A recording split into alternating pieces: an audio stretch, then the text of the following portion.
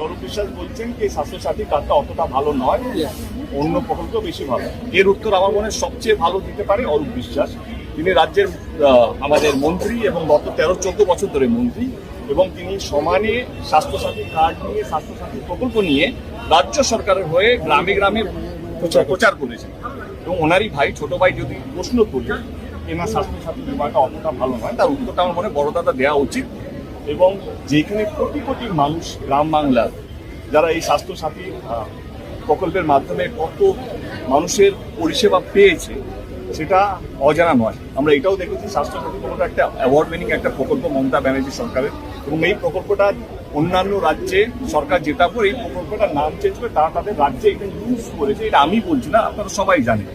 সেই প্রকল্পের মাধ্যমে যদি স্বরূপ বিশ্বাসের যদি প্রশ্ন থাকে স্বাস্থ্যসাথী এইটা, তাহলে আমার মনে হয় কি অরূপ বিশ্বাস ইলেকশনের আগে মানুষের, আমারও প্রশ্ন, অরূপদাকে কে স্বরূপদা এটা বলছে স্বাস্থ্যসাথীটা নাকি খুব ভালো নয়, এবং মুখ্যমন্ত্রী যে উদ্যোগটা নিয়েছে, মুখ্যমন্ত্রী পাঠিয়েছে, মুখ্যমন্ত্রীকে ডাইরেক্ট চ্যালেঞ্জ করা হচ্ছে যে না স্বাস্থ্যসাথী কার্ডটা টেকনিশিয়ানদের জন্য ভালো না।